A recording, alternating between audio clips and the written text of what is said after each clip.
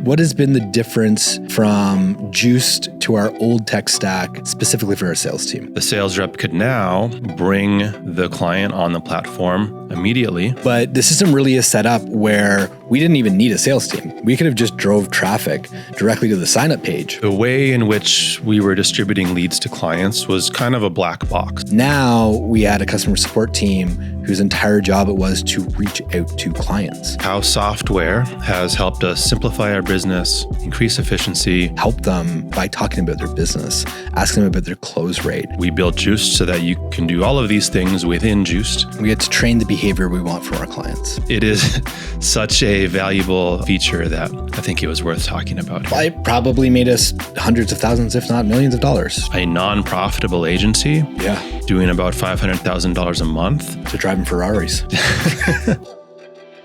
And we're back. We're back. So, Drew, in the last episode, we talked with our software developer. Yeah. Our partner, Nolan, just kind of about the process of developing the software. Yeah. Now, in this episode, next episode, we really want to just get in the weeds of what the software does, the software being Juiced, and how LeadZolo is using it. And specifically in this episode, we're going to be talking about how LeadZolo has really been able to simplify our business through the use of Juiced. Yeah.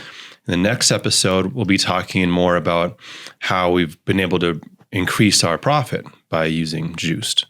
Because there really are so many different things that it can do, so many features. It seemed like we just needed to split this up so it wasn't too much into one episode. Yeah, because this is going to be very line by line, pretty feature based. I think it's going to be really valuable to everybody, but it's going to be dense. So yeah, to your point, we broke it up into how we simplified and then how we increased profit. And then episode after that, we'll talk about how we scaled, which isn't specific to Juiced, but Juiced certainly helped us scale with strategic partners. Right. And all of this stuff, like hopefully even if you never use Juiced and you're listening to this, you will get some ideas for how you can simplify and increase profit in your business. You don't need Juiced to do every one of these things that we're going to talk about. Of course, we built Juiced so that you can do all of these things within Juiced. Yep. And like we've mentioned in previous episodes, if you want to check out Juiced, you can just go to usejuiced.com. And I would also take your time, take some notes as you go through this episode and the next one. Because Kyle said it's not specific to Juiced. Every single thing we're going to go through here is absolutely relevant and specific to a pay-per-lead agency. Yes. So whatever tech you're using, we really don't care. Well, we kind of care, but it doesn't really matter. Every single thing we're going to say here is relevant to you. Take some notes. Go to thatagencygroup.com. Post your questions. I expect there to be a lot of questions in these two episodes. So please do that. We are going to be active. We will be answering everything either directly in the posts in the group, or, if there's enough questions, it'll probably just spark another episode for us to answer them. That's what we're going to talk about today, how software has helped us simplify our business, increase efficiency, specifically how Juiced has helped us simplify our business and increase efficiency. Yeah. So let's start from kind of the start of the sale, client journey, which is the sales process. Obviously, that's not the start. The marketing is the start, but Juiced doesn't really help with the marketing. Sales process. What has been the difference from Juiced to our old tech stack, specifically for our sales team? The way in which we were distributing leads to clients was kind of a black box. They never saw anything. They would sign up. They would pay us for X number of leads. They would tell us where they wanted those leads. And then we, on the back end, through a few different systems, would have to set the rules and parameters for the client to be able to get those leads. So the client never really saw anything. The sales rep would have to take the client's information, pass that along to someone on our support team, who would then set the client up on our back end and then turn them on at some point, and then the client would start getting these leads that they had paid for. And even when LeadProsper had their wallet where customers did have like a place to log in. Basically, all they could do in that was put more money on in case they ran out of money. And they could pause and unpause their campaign, but that's not even fully true. They could pause their campaign, but to unpause, they would have to like click unpause inside and then email support. And then we would have to also unpause it on the back end because LeadProsper had like this two-way handshake thing and it was not efficient. Mm-hmm. And again, LeadProsper was great for getting us to where it got us.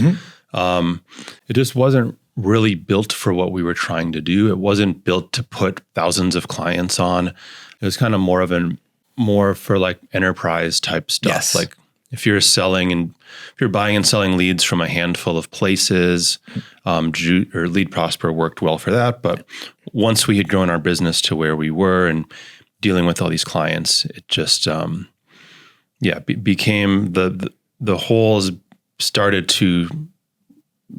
we started to see some light shining through the holes, and the holes were getting bigger. And we're not trying to say anything bad about LeadProsper, but it did motivate us to really want to get Juiced going and allowed us to see some of the possibilities of what a platform could be that was a little more focused on the client-facing side.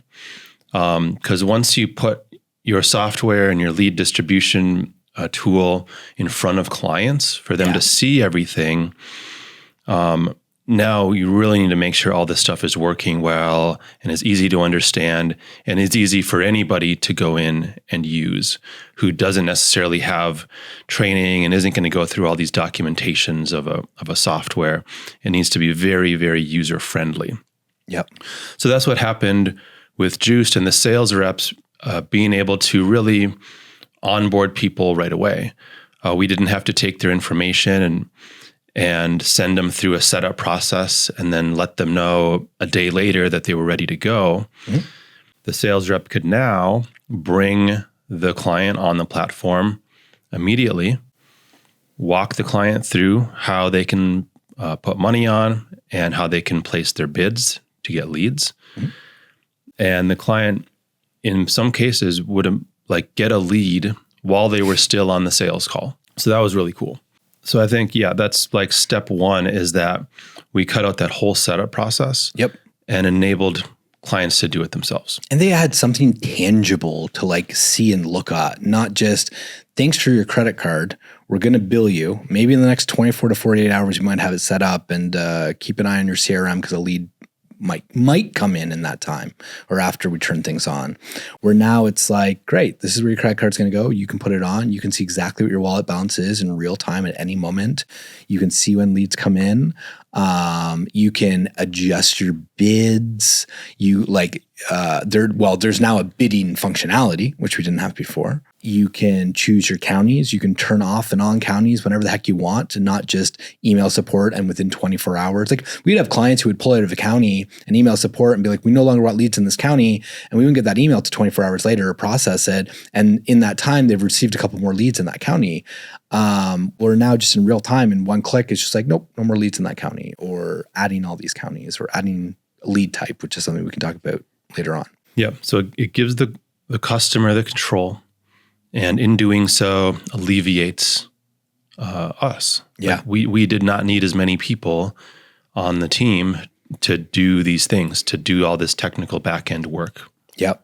And actually what we could even have done, and we decided not to do this. And I think, business by business, you guys will have to make your decision on what is best for you. But the system really is set up where we didn't even need a sales team. We could have just drove traffic directly to the sign up page from like a VSL or something if we wanted to, and clients could just self-sign up without a sales rep at all.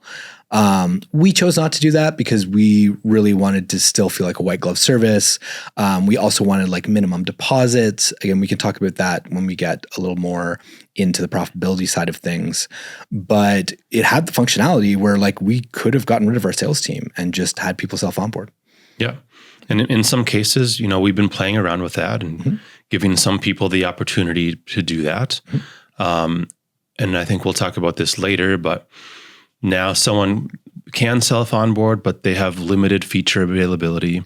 And this all happens within the software that We still need to direct them to a sales call before they can have access to all of the features in Juiced, which is really cool. In addition to just being able to set up their bids, pause, unpause themselves, they can also integrate their own CRM. They can integrate Juiced with their own notifications. So it used to be that we would have to, for every client's campaign, we would send that through our Zapier account. Yep. And we had a Zap for every client that would email them, send them a text if they wanted it, send the lead onto a Google Sheet of ours, so that we had a record of their leads that they could see and we could see. And it would send it to their CRM. It would integrate with their CRM, which with thousands of clients and thousands of Zaps was crazy. Like we would hit, like if anybody's used Zapier or whatever the heck it's called, like they have throttle limits. So like we would have days where we're cranking up budgets and processing, a lot of leads in an hour. Well, one lead goes through a Zap that has like multiple steps on it. So it's like, go to this Google Sheet, send out 4 text messages, send out 4 emails, go to this Google Sheet, now go through this webhook to map to their CRM per lead. And then Zapier is just like, whoa, we're processing too much, and starts throttling you. And now we have leads coming in, but clients aren't getting the leads, or somebody changes a setting in their CRM and it breaks the Zap and it pauses. Like there's so many things going on. Plus even emails are limited through Zapier because we're just using their internal emails.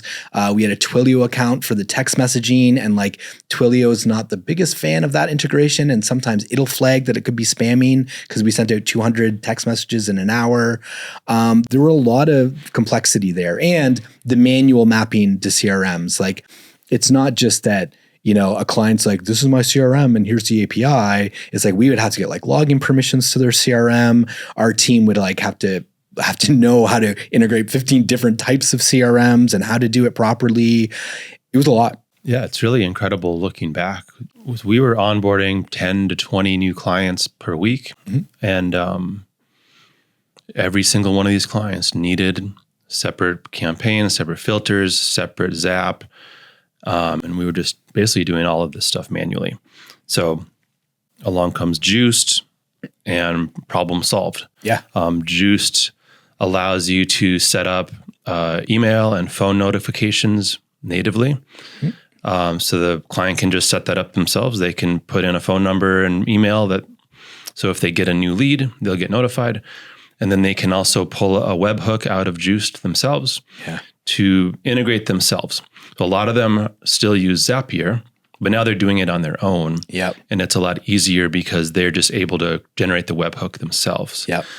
Some of them are able to put that webhook directly into their CRM, depending on what CRM they're using, and they can bypass Zapier. But the main thing here is we are no longer doing that. Aside from maybe helping people walk through it. Yes. We have a video or whatever, just to like show people how to integrate with Zapier if that's what they need to do. And then it's really on them. Yep. And then if they need something changed, they can do it right away too. Like they don't have to rely on us to make updates. Even something as simple as notifications. Like notifications are usually like to the owner operator, and like to their acquisitions managers and sales team. Well, we're dealing with hundreds of clients. And I don't know if you know anything about the sales industry, people are being turned over all the time. So prior to Juiced, we were getting emails all day long being like, oh my God, remove this phone number from the notifications, remove this email from the notifications. And I just hired this guy, so add this to the notifications. Like we had almost a full-time person, like just keeping up with current Zaps. Yeah. Where now they can just like log in and be like, well, I just canned this guy. We'll delete his email and his phone number. And I just hired this guy, and it's on them. The onus is on them, and they can manage it, and it's great. Not only is this way better, way easier for the customer, we were able to cut our Zapier bill in half because we are just not processing every client's Zap anymore. Along with the ease of use here, we've been able to, we don't need as many people to do this.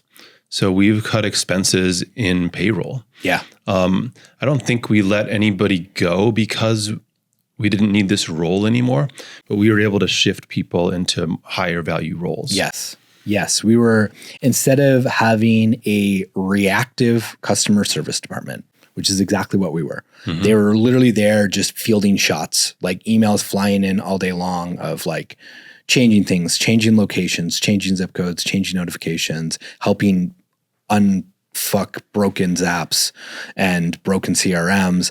Now we had a customer support team whose entire job it was to reach out to clients and help them by talking about their business, asking them about their close rate, asking them, where they're having success and where they aren't having success, asking them for testimonials, asking them if they have anybody they know that they would want to refer to us. Being able to leverage our software meant that we were able to increasingly leverage our customer support team by making them more proactive instead of reactive.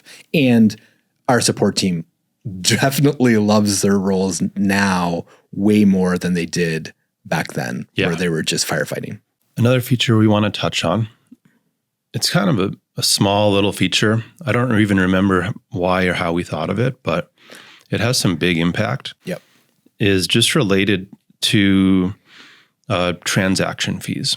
So within the software, we have the ability to charge our clients a transaction fee for when they put money in their wallet. Mm-hmm. So there's two ways to do that. They can manually put money into the wallet, or they can set up auto rebill. So if they put $1,000 in their wallet and they're buying leads, at some point that wallet is going to run out and they'll stop getting leads. Well, if they don't want that to happen, they can say, okay, every time my balance gets to $500, charge me another $500. Mm-hmm. Or every time my balance gets to 1,000, charge me another 1,000. And that'll just happen automatically. So of course that's great for us. Yes. Because now the client is just getting leads. They don't have to think about it. They don't have to, for one, they might not realize that they've run out of money. They might miss the notification, or they might just think, I'm out of money right now with LeadZolo. Let me just give it a week. I'm kind of busy right now. Maybe I don't need any more leads right now. I'll get to it on Monday. Yeah, I'll get to it later. So we want as many people as possible to just have auto billing set up.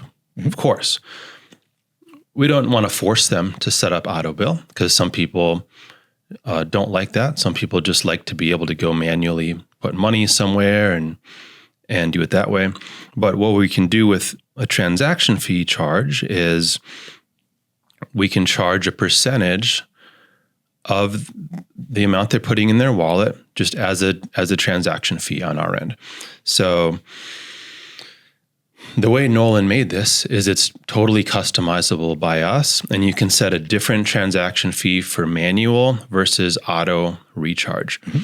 So we could set up 4% transaction fee if somebody makes a manual deposit, or a 2% transaction fee if it's an auto rebill. The way we do it is we have a 2% transaction fee for manual deposits. Mm-hmm. And then to incentivize auto rebill, it's a 0% transaction fee for auto rebill. Yep. We get to train the behavior we want from our clients. Yeah. Mm-hmm. And another little function of this as well that Nolan's built in is that first deposit, and you can toggle this on or off, and I believe you can even make it a different transaction fee for first deposits. And so we have that turned on so that first deposits have 0% transaction fee, regardless. Obviously, it's going to be manual the first time. Yep. And that's just something, again, our sales team gets to use to be like, to incentivize a larger first time deposit.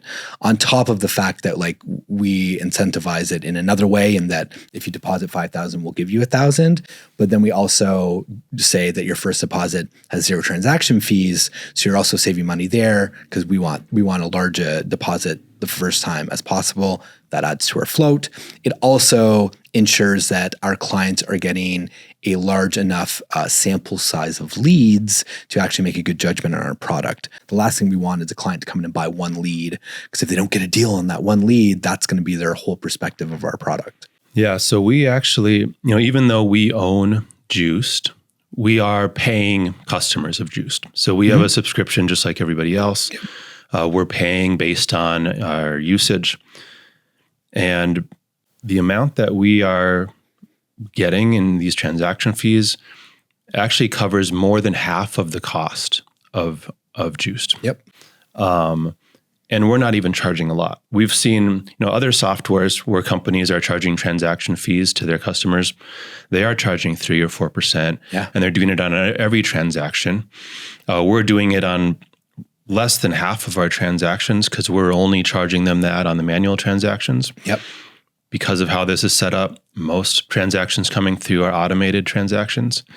And even with that rather conservative fee that we're charging, we're covering half the cost of our plan. Yeah. And it could just very easily be the entire cost if we wanted it to. Yeah. And you think about the implications of this, like people running out of wallet balances, my gosh, like we haven't talked about this part of the business yet, but the whole PPL business is having clients in all these locations, and then you're setting up the media buying to target those locations. Well, as people run out of balances, those leads coming in those locations are going unsold. Because it's not like you're changing ad campaigns every 15 minutes. Like maybe even once a day is pretty aggressive.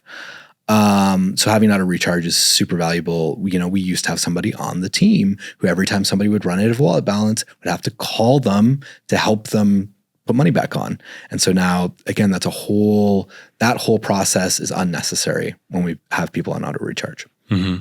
And they do, if they're on manual, they do get a notification that they're out of funds. We do reach out to them eventually. So that's kind of what our support team is focused on now is if a client has been inactive for a period of time, now we're going to reach out to them, figure out what's going on. Yep. So Drew, you mentioned clients putting bids on all these locations. Yes. And I think that is an important feature for us, which has helped us simplify, is just our ability to see all of this. Yeah. Talk a little bit about that. What does that look like for us? How are we utilizing that data of being able to see where all of these clients are bidding on leads? Right. So we can see a couple of things. So first, we can see all of the locations where we have an active bid. Active being somebody who has a bid turned on in that location and they have a wallet balance to cover that bid. That's a very important detail that we did not have visibility on in LeadProsper easily. We had to manually figure that out, and I'll let you talk about that. But with Juiced, now we can see where we have all these active bids. What we can also see is where we have multiple active bids. And then we can also see where we have high bids, and we track that by like average sale price in locations. So now we have all these locations. We can then filter it down by locations where we have multiple bids, and then we can even filter it down even further for like average revenue per lead per location. And what that allows us to do is target better with our media buying. So we can set up a campaign. This is how we set it up. And I'd love to go deeper in this. I don't actually think we have an episode planned to talk about media buying, but we could go deep, and it actually might be a better episode if we had other people on who ask us questions. But so the way what we do in Meta, it's a little bit different on YouTube, but not very different, is every single Monday, we're going to launch a campaign for everywhere we have 1+ bids on. So basically, we're going to target every single county in the United States where we have at least a single bid on. We will then launch a secondary campaign where we have, I believe, 3 or more bids on. And then we'll launch a third campaign, which is basically, I don't 100% remember what the filters are, but it's like the higher revenue per lead processed in a county and multiple bids.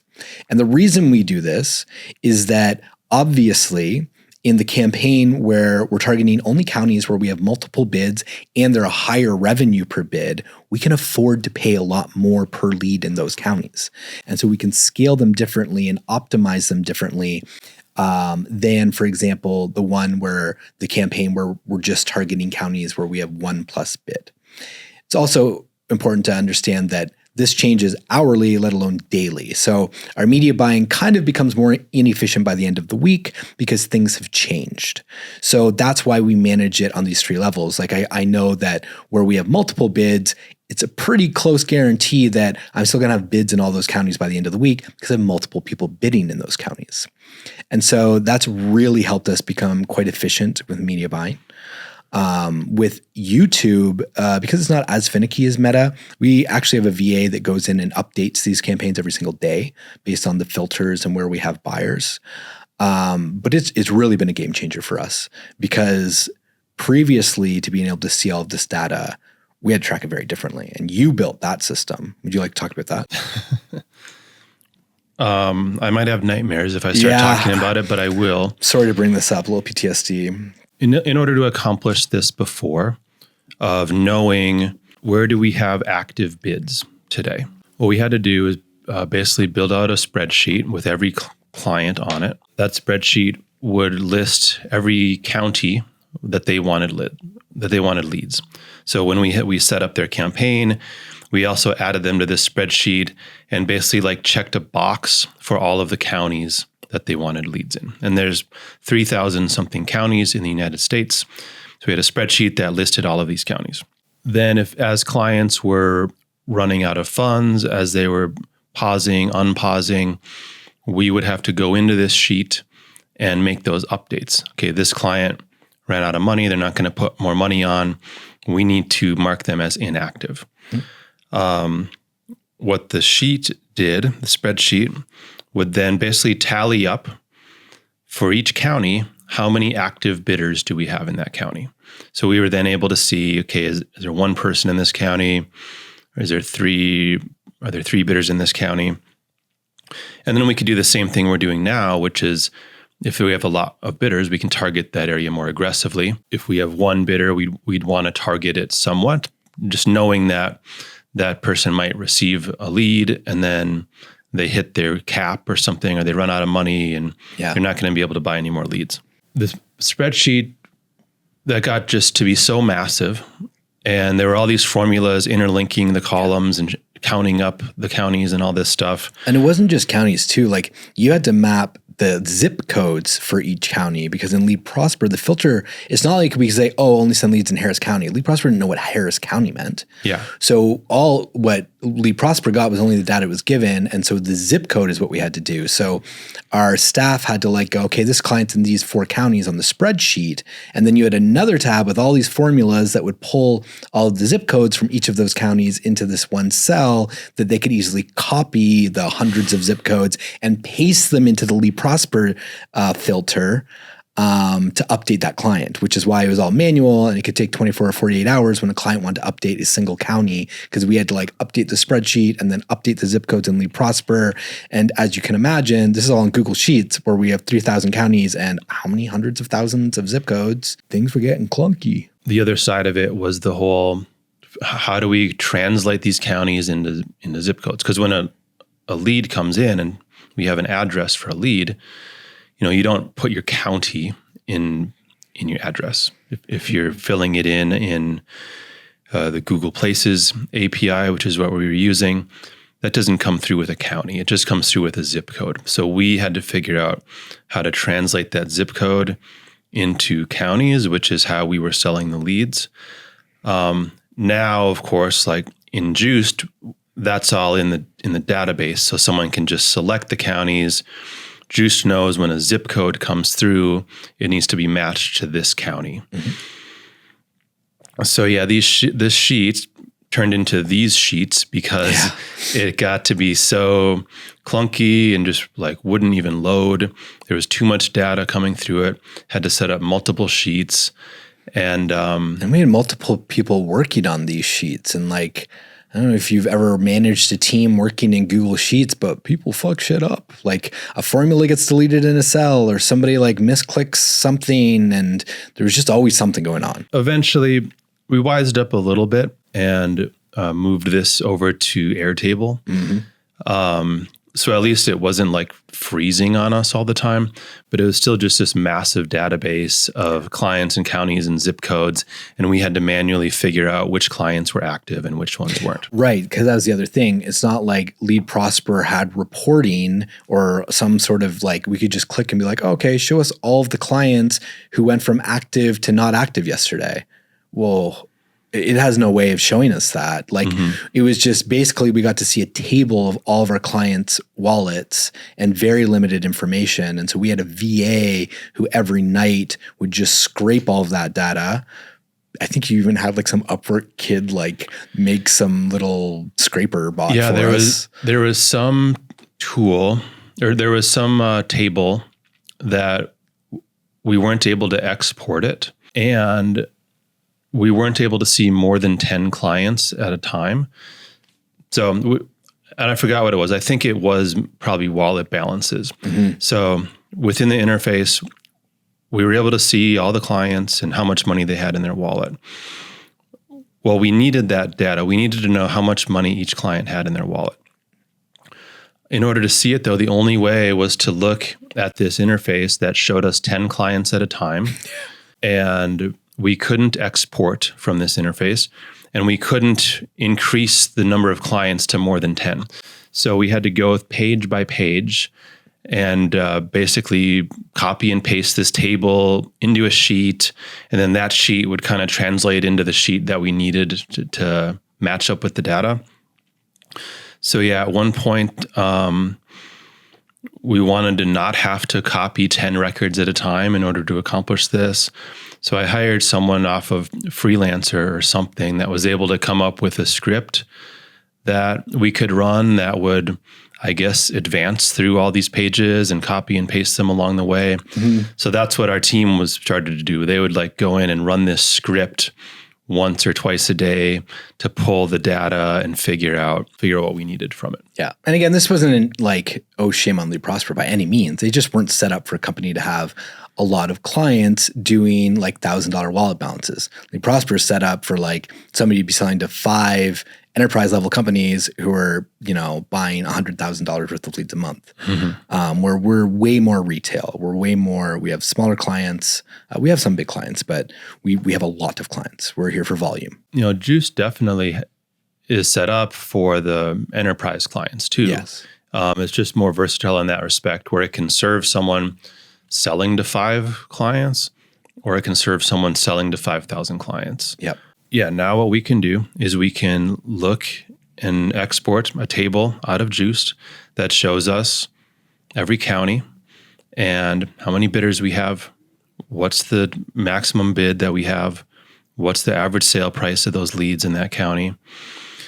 And it takes everything into account. So if somebody is out of money in their wallet, it won't count them as having an active bid if they don't have enough money to cover that bid. Even if that bid itself is active, the system doesn't recognize that as an active bid if they don't have the money. And of course, if they pause that bid, if they pause their account, whatever, it just doesn't count these things. So it's very accurate. So now we can take that into our media buying accounts, like Drew said, and really target the locations where we know we're going to have people buying the leads once they're generated. And as you recall from previous episodes, like the efficiency of our media buying was really our biggest issue. Our unsold leads was our biggest expense in our company. And so this immediately improved our profitability, which is absolutely phenomenal. Another thing this helped with was caps and balances. So it was interesting when we're using the old system was somebody might have a weekly cap of 10. They only wanted 10 leads a week. That was their cap. Great. But say they received 5 leads by Wednesday and they had to return 2 of them because there was something wrong, like there was spam or something. Totally legit. No problem. That's part of our business. We're happy to take those returns. And so we could accept the returns, and we have a process and parameters about what is return and help desk that decides if they get accepted or not. And so should they be accepted, well, we can now manually go put the money for those 2 returned leads back into their wallet, and we would have to do it manually. But what we weren't able to do was like tell the system that, because the system still thinks that they had 5 leads delivered. And so it was only going to deliver 5 more that week. We couldn't tell the system that 2 of them were returned, so they actually need 7 more that week. We could have done, and I think we did this for a while, was like we would manually like change their cap to 12 in that case. And then we would have to have a spreadsheet of all the clients that we'd like change their caps to compensate for returns. And on Sunday night, we had to like change them all back, but it was terribly inefficient and all kinds of room for error. But it was so important because, again, clients capping out meant that we couldn't sell leads in that county, making our media money inefficient. So it was this big problem we had to be able to compensate for these caps. I don't even know what you call that. I mean, it was the difference between come Saturday, a lead comes in, we can either sell it for $200 or we get nothing for it. Yeah. So it was very worth it to us to have somebody manually increasing clients' caps if they had returned leads. And then beginning of the week, someone would have to go in and manually reset all those caps back to what they were supposed to be. So we had to have a sheet that tracked, this is what their cap is supposed to be. I just increased it. So then at the end of the week, we could go and drop it back to what it was supposed to be so they wouldn't get too many leads the following week. Yep. It was very worth it to do that, actually. I would imagine very few companies have gone to such great lengths to do that, but it's so important, not just for us to be able to sell all the leads that we can, but if the client wanted 5 leads this week, they had to return 2 of them. Well, really, they've only gotten 3 leads that they could work with. Yep. So they still want to get 2 more leads. And this was the only way that we were able to do that. And clients were unhappy. Like when a client wanted 10 leads, they wanted 10 leads, not 10 leads minus whatever they have to return, because the look at returns is our fault. So it was, there was a lot of value to it in terms of keeping clients happy as well. To me, this sounded like a fairly simple feature. I think when we brought this up to Nolan, if I remember right, it ended up being very complicated to work out. But essentially, he worked it out so that when we process a return, which we do right inside of the software, by the way. So a client submits a return request to us, not through the software, but through our own form so that we have some controls over it. And we can do returns through the software. We just choose not to, and we can talk about that in a later episode. So if we approve the return, we go into Juiced, we mark the lead that we're returning it, and then that puts the money back into the client's wallet to be spent on more leads. And then it also adjusts the cap so that returned lead doesn't count towards the client's cap for that week. So that all just happens now, which is great. We don't have to worry about managing a spreadsheet to do any of that. I'm sure if we never talked about it, never told anyone about it, any other lead provider, like you probably would have just taken it for granted. You probably didn't even need to know, but it is such a valuable feature that I think it was worth talking about here. Well, it probably made us hundreds of thousands, if not millions of dollars, or $1 million, or I don't know, something like that. There's some large percentage of money. Some tangible amount of money. Yeah, for sure. tangible. Probably not $1 million. Yeah, that's probably an over-exaggeration. Another thing, and I talked about this a little bit when Nolan was talking about badges, return badges. But so how did this start? This started with LeadProsper. And again, I'm gonna have you walk people through this because you kind of built this. But it became very evident that there were different types of clients. There were clients who were just happy to take leads, and they knew that they'd worked with media before and digital ads before, and they understood that not every lead's going to be perfect and whatever. It is what it is. And then there are other clients who were scrutinized every single lead and wanted to return every single time they didn't get a $20,000 deal. And it was crazy. And so we had to really manage our return process. But then we're having issues where we had these great clients who didn't return leads and all they wanted was volume. They just wanted more and more leads. And we're like, looking at leads coming in, and we're splitting the leads between our great clients and these other clients who have these really high return rates. And it was like, well, these clients with the high return rates really don't want all of these leads. And these clients who have no return rates, like they just want these leads. So how do we reward these people with low return rates and make sure that they get really more of the lion's share of leads? Was us coming to decide that we need to have some sort of lead prioritization algorithm based on return rate. Mm-hmm. Now, again, we're working with some duct tape software, and this isn't a shit on LeadProsper, but it's just obviously LeadProsper was not built for this.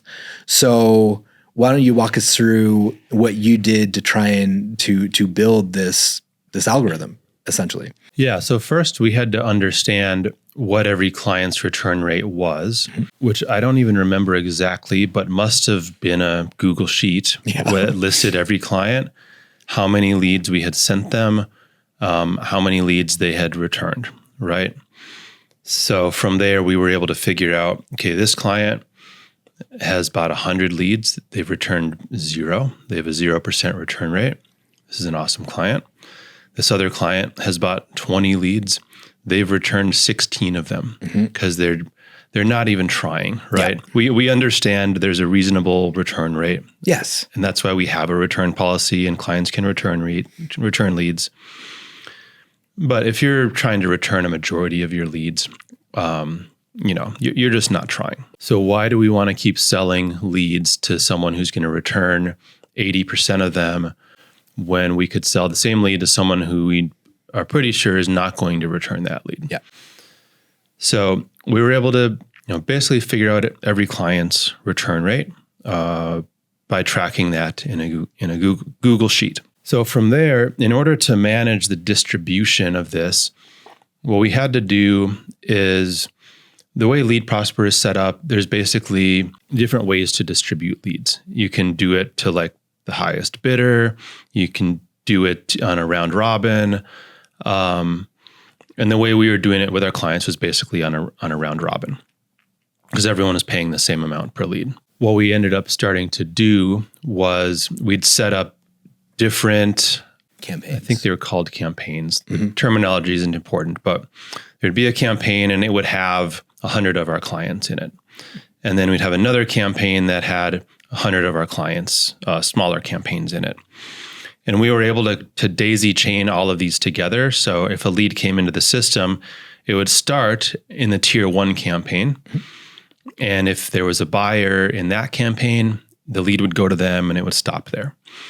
If there wasn't a buyer in the tier 1 campaign, it would go down to the tier 2 campaign. And if there was a buyer in the tier 2 campaign, the lead would sell to them and that's where it would stop. And it would keep going down. So we had about 15 campaign tiers.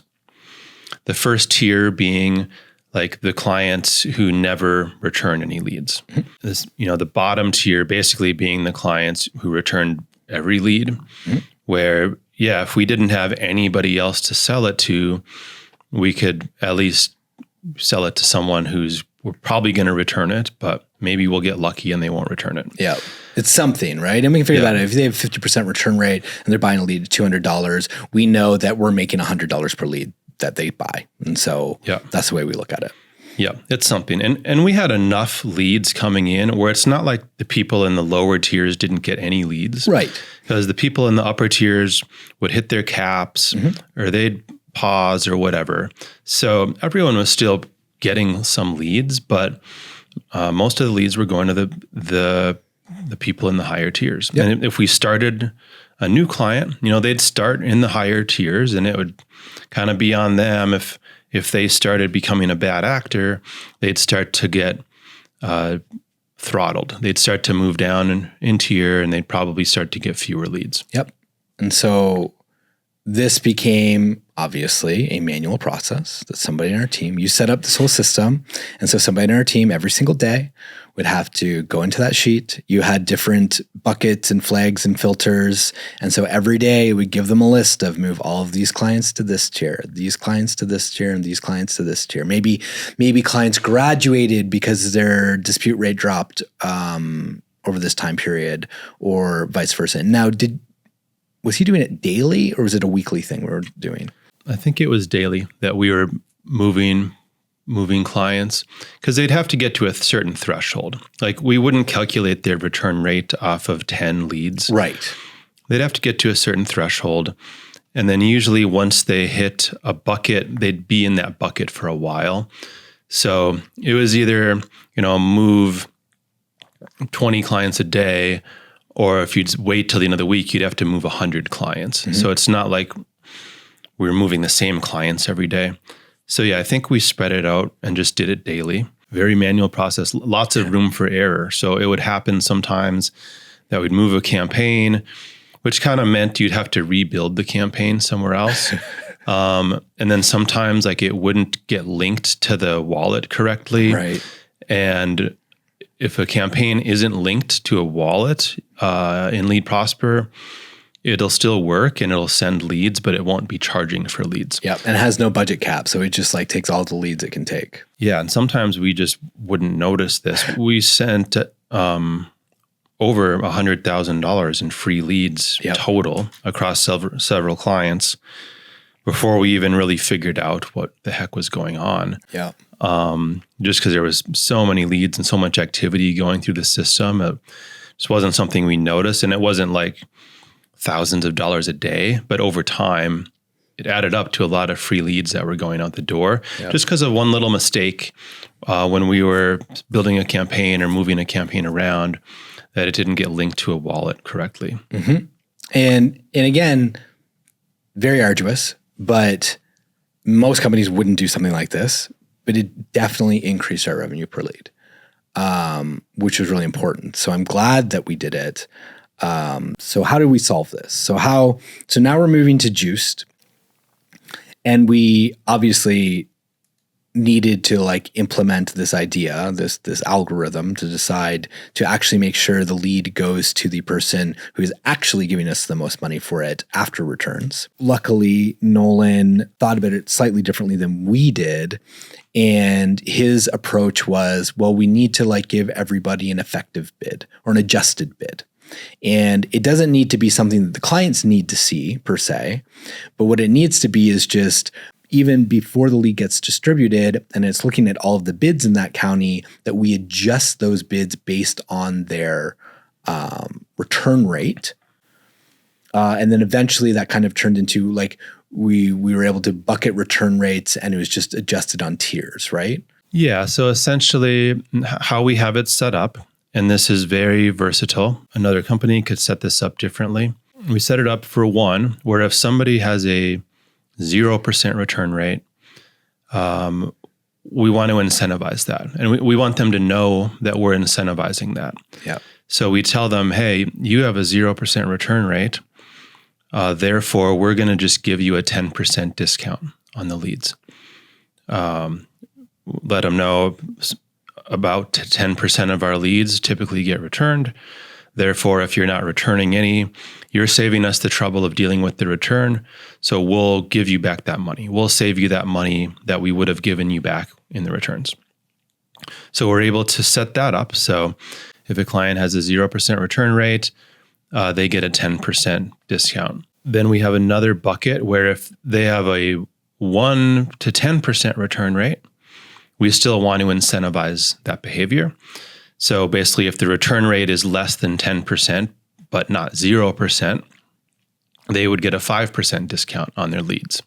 And they can see this in the system. So when they go to place a bid, if they're placing a $20 bid and they have a 10% discount, they'll see it that, hey, because you have a 0% return rate, you're actually going to be paying $180 for this lead if you win this auction. But you're in the auction at $20. Yep.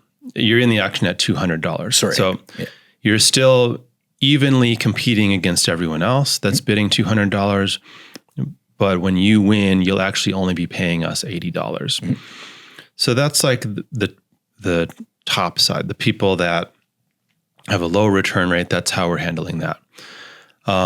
What this system also allows us to do is if somebody has a high return rate, we're not going to charge them more. It's not like we're going to add money onto what they're paying.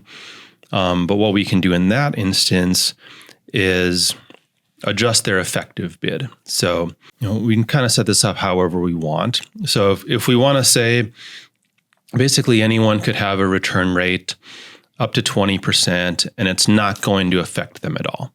Someone could have a 20% return rate. Someone could have a 0% return rate. Their effective bid would be the same, right? And they're just going to be in a round robin with one another unless the other one wants to have the high bid. Beyond that, what we can do is say, okay, if someone has higher than a 20% return rate, but less than a 30% return rate, for example, we want to put them down a little notch. So we can say, in that case, let's decrease their effective bid by 10%. So in that case, both people are bidding $200. One person has a 25% return rate. Another person has a 10% return rate. The person with the 25% return rate has an effective bid of $180 if they're getting a 10% discount of their effective bid.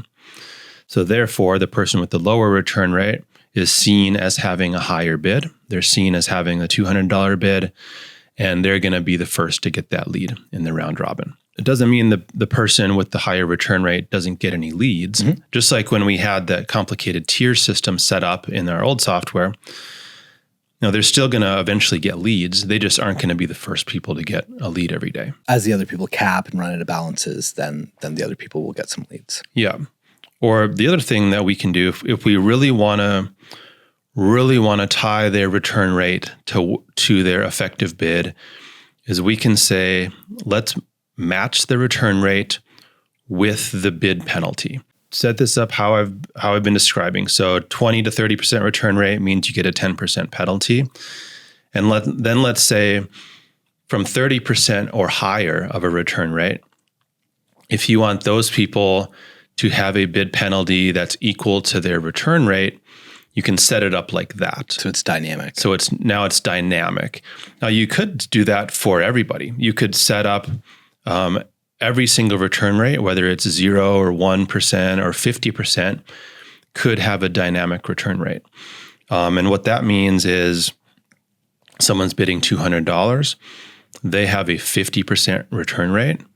That means they're now getting a 50% bid penalty on their effective bid. So their bid is now seen as being a $100 bid. Or if they have a 66% return rate, now they have their effective bid is penalized by 66%. And the way this works too is on a rolling average of $5,000 spent, correct? Yeah.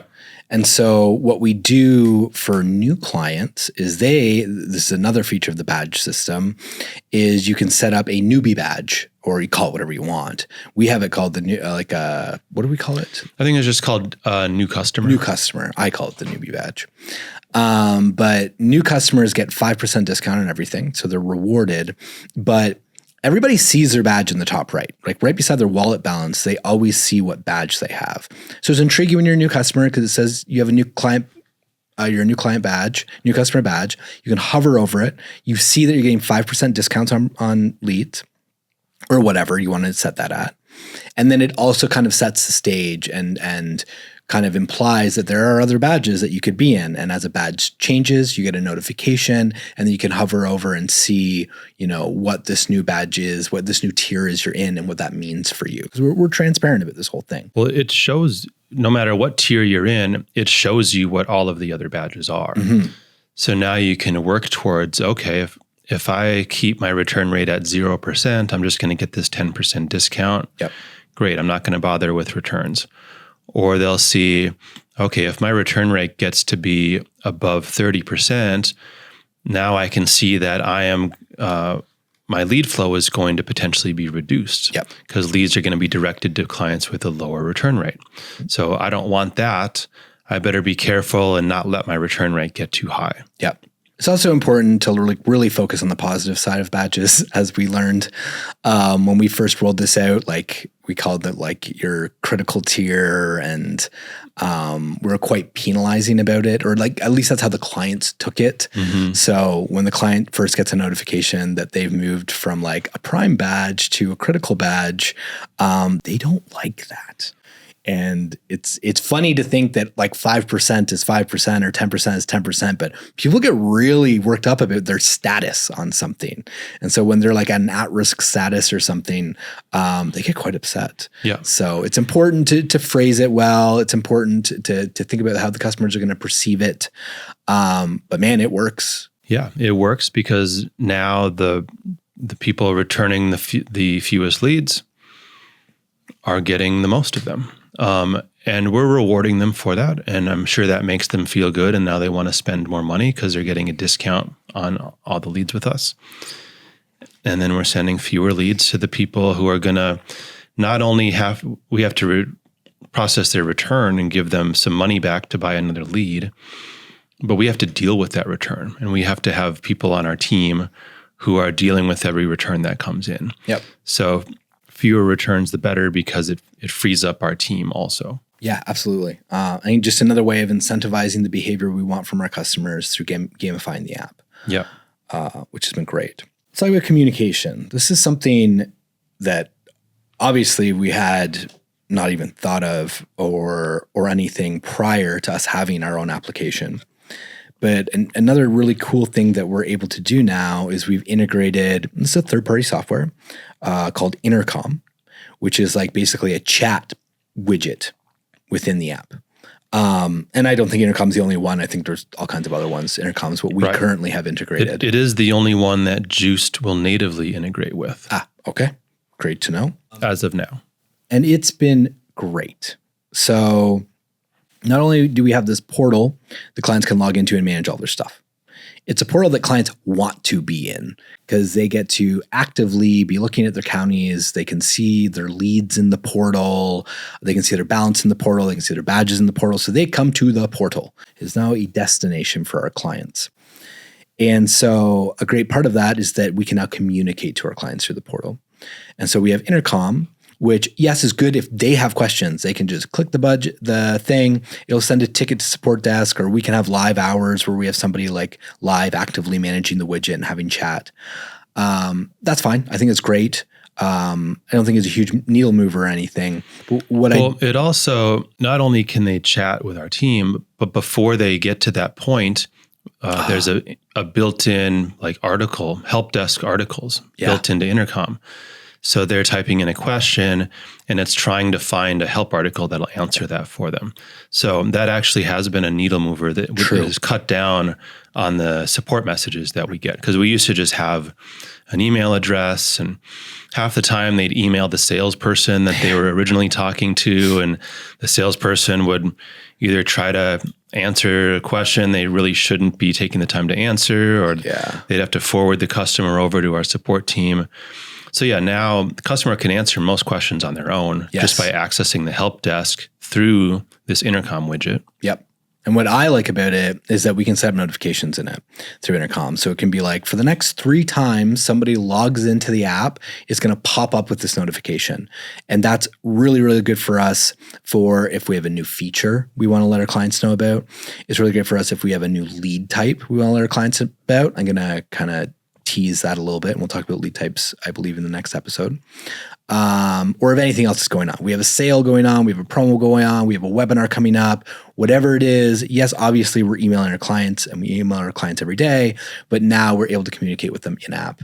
And that's been great. And I believe, I'm not going to talk about banners, but yeah. Is there anything else on Intercom that you can think of? I mean, it's just so much better of a client experience. Yeah. They can just do everything that they need to within the app.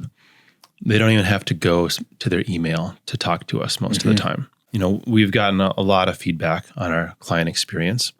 In the past, we've gotten some negative feedback on our client experience.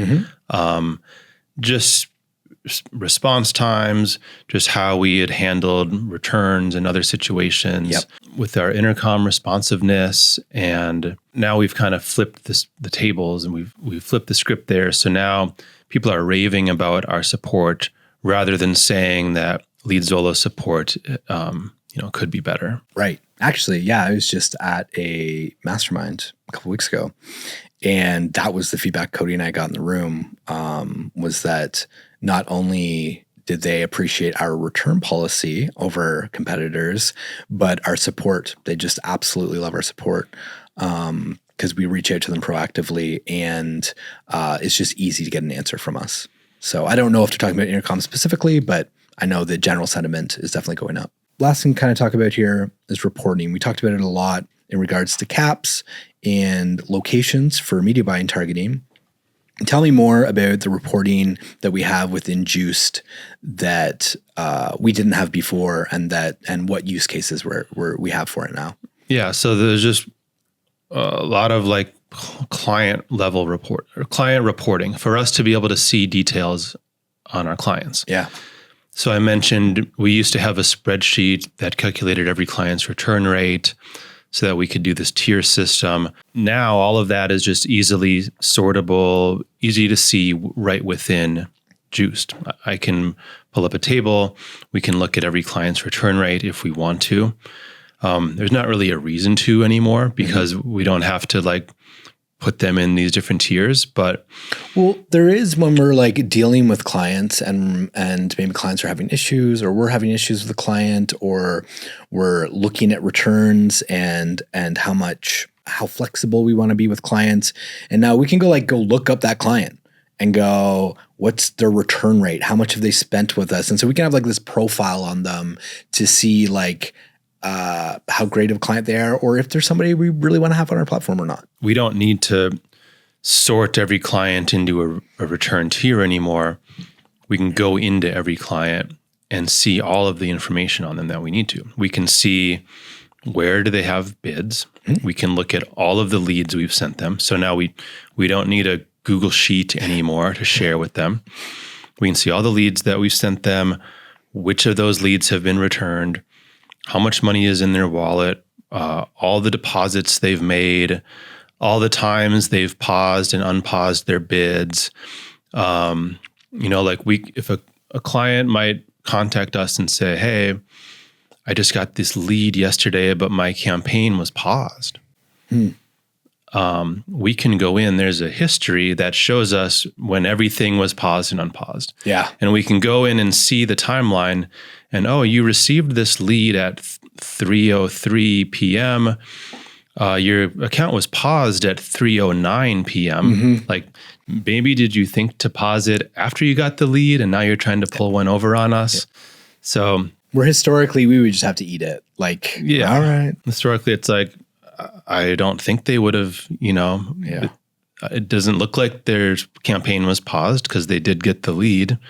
It is paused now. I guess we have to believe what they're telling us. Yeah. But now it's like, no, we can see every action, and that doesn't happen a lot, but it's interesting once in a while when that does happen, when a client is telling us one thing, they're saying one thing that should have happened because of something that they did in the system.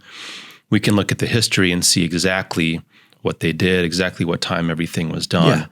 Yeah. It just makes the support team's job easier to know everything. And maybe they'll even give that client the benefit of the doubt. Of course. This isn't about gotcha moments, but like this is the reality of running a PPL agency, is that the profits are in the details. So it's important. Yeah. So we can see by client just everything. We can see their phone number in there. We can see their return rate, their lifetime spend. Lifetime spend, I think, is really cool. Lifetime leads bought is really cool. We even have historical data on counties. So we can like look at at the county level and go, oh, Harris County. What has been our average sale price in Harris County? So it's like, okay, our top bid in Harris County right now might be $400. But historically, our average sale price is $275, which means there's people that pop up and drop off, but average, we know that's what's going to be. We can see we've sold 537 leads in that county all time. We can see we have 4 or 5 active bidders and 27 bidders of all time. So these things are really, really useful pieces of information. Again, when we're looking at media buying or when we're talking to clients because clients want to know these things. Clients want to know how much volume do you have in an area? What, like, oh my gosh, I'm in San Diego and the bid's $600. We can go, yeah, but like the guy who's at $600, like doesn't mean he's at $600 with an unlimited cap and an unlimited budget. You can still come in with a $200 bid and likely get leads because we do have a good amount of volume there. And we can see that the average sale price is around $250. So people are popping in and out.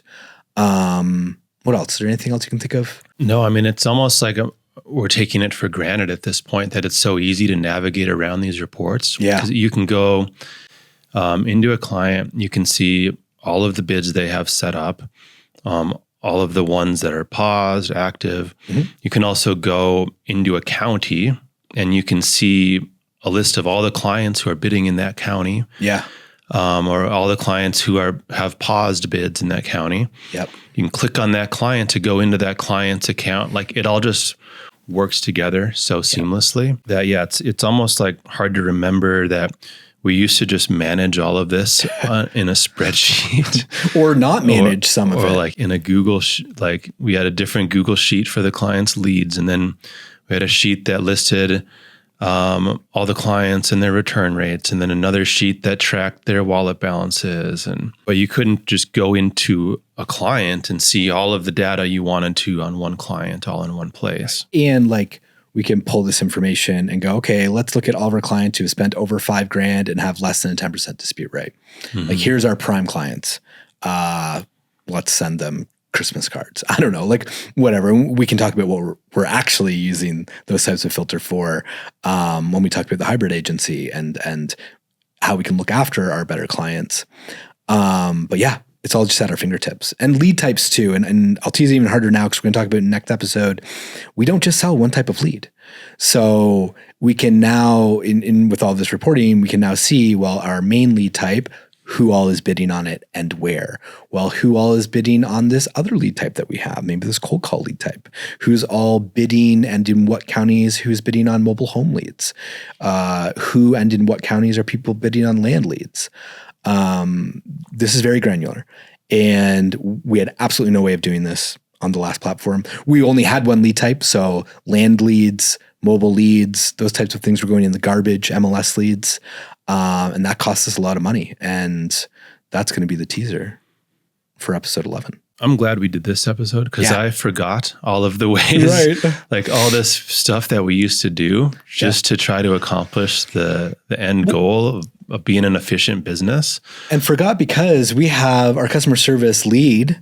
She's like in the software all day long using these reports. And we, like you said, we take it for granted because we're not the ones that had to build them and manage them and create all these processes. She's in there being like, holy shit, I can see who's spending on average $500 a lead in 5 different counties. And like, how do we look after this client? Like, how do we keep them happy? Let's reach out to them. Yeah. So at this point, like I couldn't imagine if we had to go back to doing any of this the old way. Like I'd honestly probably just want to shut the business down. Yeah. So yeah, this was great. Kind of reminiscing on all of our duct tape jobs that we used to do before. Yeah. Go to thatagencygroup.com. I won't even be cheeky about it this time. I assume people are gonna have a lot of questions about a lot of this stuff. Ask the questions. It's gonna help us not script out, but like bullet point out another episode so we can go deeper if that's what people want. And or we're just gonna be in the group. And we'll answer your questions. Maybe you're currently running a PPL business, haven't thought of some of these things, or have and want to know how we solved on them. Very happy to answer those questions. We're just here to help elevate everybody. Yep. And if you want to check out this software, go to usejuiced.com. Yeah. And you can check it out there. This was all about efficiency, simplification. Next episode is all about profit and how the software has increased our profit, how we really went from a non-profitable agency doing about $500,000 a month to driving Ferraris. Neither one of us have a Ferrari. To now like having scaled that to over $1 million a month and doing so very profitably. Yeah. And we're going to talk in the next episode about how we've done that. Yeah, absolutely. I'm super excited. See you there. See you there.